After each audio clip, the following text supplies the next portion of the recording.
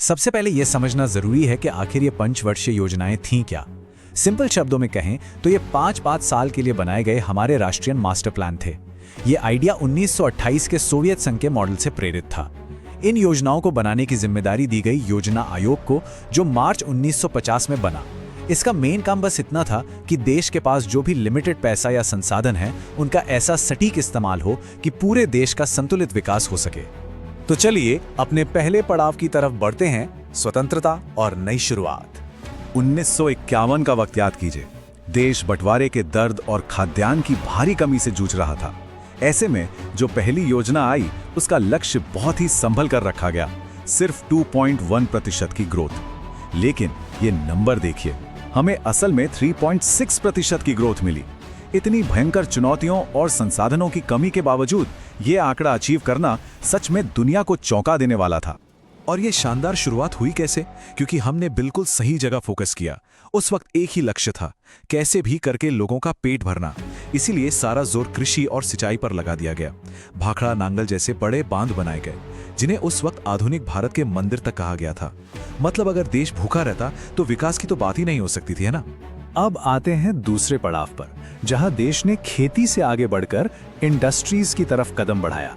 पहले 5 साल सरवाइव करने के बाद अब वक्त था थोड़ा तेज दौड़ने का, और यहीं पर रणनीति पूरी तरह से पलट गई। पहली योजना में जहां पूरा फोकस खेती पर था, वहीं दूसरी योजना में हमारा ध्यान शिफ्ट हो गया भारी उद्योगों पर। इसे महालनोबिस मॉडल कहा गया, जो कि एग्जाम्स के लिहाज से भी बहुत इंपॉर्टेंट है।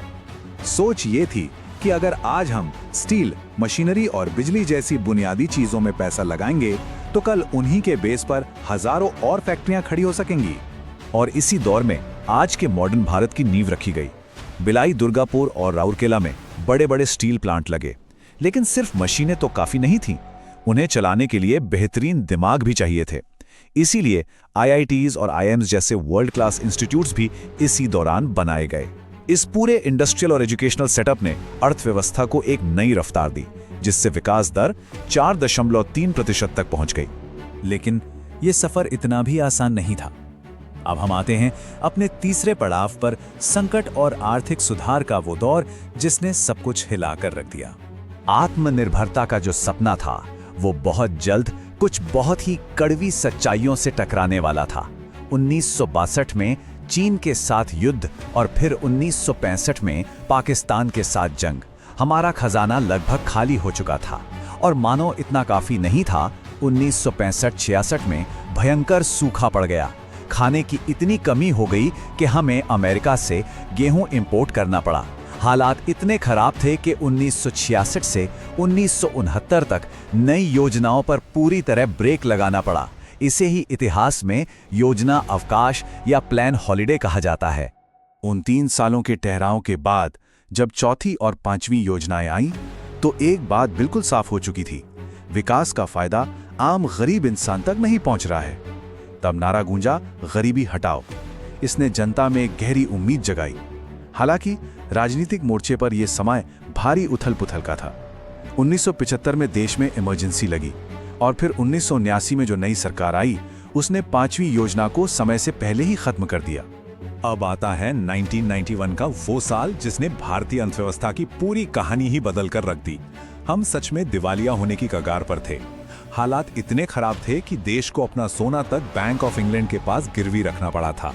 और इसी भयानक संकट ने जन्म दिया LPG रिफॉर्म्स को, यानी लिबरलाइजेशन, प्राइवेटाइजेशन और ग्लोबलाइजेशन। हमने अपने बाजार दुनिया के लिए खोल दिए, और इसका रिजल्ट 8वीं योजना में ग्रोथ रेट उछलकर 6.8% के रिकॉर्ड स्तर पर पहुंच गई। ये एक ऐसा टर्न अराउंड था जो किसी चमत्कार से कम नहीं था। इस मजबूत नींव के साथ अब हम पहुंचते हैं अपने चौथे पड़ाव पर, 21वीं सदी का विकास। अब टारगेट सिर्फ थोड़ा बहुत विकास नहीं था, बल्कि दुनिया को टक्कर देना था। 10वीं योजना में 7.7% की ग्रोथ हासिल हुई, लेकिन असली गेम चेंजर थी 11वीं योजना। यहां जो 8.1% का आंकड़ा हमने छुआ, उसने पुराने सारे रिकॉर्ड तोड़ दिए। इस असाधारण उछाल ने भारत को चीन के बाद दुनिया की दूसरी सबसे तेजी से बढ़ने वाली अर्थव्यवस्था बना दिया था। 8.1% ये कोई मजाक नहीं है। लेकिन जरा सोचिए, क्या ऐसी ग्रोथ का कोई मतलब है अगर वो हर इंसान तक ना पहुंचे? बिल्कुल नहीं। इसीलिए इस ग्रोथ को समावेशी बनाने के लिए कुछ बड़े कदम उठाए गए। 10वीं योजना में स्वर्णिम चतुर्भुज जैसा विशाल हाईवे प्रोजेक्ट आया। 11वीं योजना में मनरेगा और शिक्षा का अधिकार जैसे ऐतिहासिक कानून लाए गए ताकि हाशिए पर बैठे लोगों को मुख्य धारा से जोड़ा जा सके। और बदलते वक्त को देखते हुए 12वीं योजना में पर्यावरण और जलवायु परिवर्तन पर भी गंभीरता से फोकस किया गया। और अब बात करते हैं हमारे आखिरी पड़ाव की, नीति आयोग और आज के निष्कर्ष की। लगातार 65 सालों तक देश को दिशा देने के बाद 2014 में योजना आयोग को भंग कर दिया गया और 1 जनवरी 2015 को जन्म हुआ नीति आयोग का। अब इन दोनों में सबसे बड़ा फर्क क्या है? देखिए, योजना आयोग टॉप डाउन था, मतलब दिल्ली में बैठकर नीतियां बनती थीं और राज्यों को बस निर्देश मिलते थे। इसके ठीक विपरीत NITI Aayog bottom up approach पर काम करता है।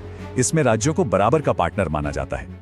दोनों का अध्यक्ष प्रधानमंत्री ही होता है, लेकिन नीति आयोग में एक अलग सीईओ का पद है जो इसे ज्यादा प्रोफेशनल तरीके से चलाता है। और वो जो पुराने 5-5 साल वाले फिक्स्ड प्लान्स थे ना, वो अब जा चुके हैं। नीति आयोग का ढांचा एकदम लचीला और मॉडर्न है।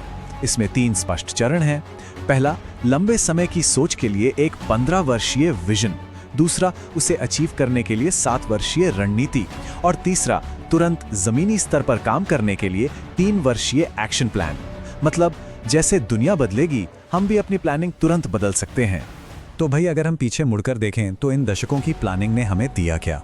एक लाइन में कहूं तो एक नया भारत। जिस हरित क्रांति ने हमें खाद्यान्न में आत्मनिर्भर बनाया, वो इसी की देन है। BHEL, ONGC जैसी बड़ी कंपनियां, विशाल बुनियादी ढांचा और सबसे बड़ी बात, देशवासियों की औसत उम्र जो आज़ादी के वक्त महज 32 साल थी, वो स्वास्थ्य सुविधाओं के विस्तार से बढ़कर 70 के पार पहुंच गई। ये अचीवमेंट सच में बहुत बड़ी हैं। लेकिन हर सिक्के के 2 पहलू होते हैं।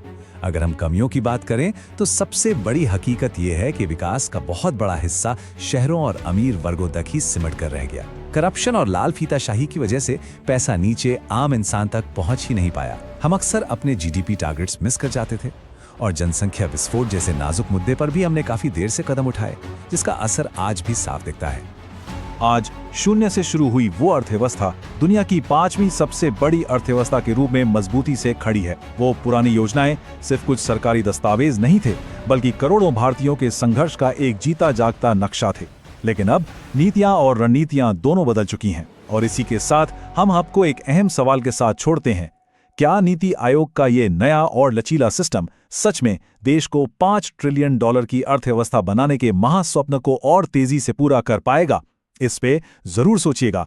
आज के इस विश्लेषण में हमारे साथ जुड़ने के लिए आपका बहुत बहुत धन्यवाद।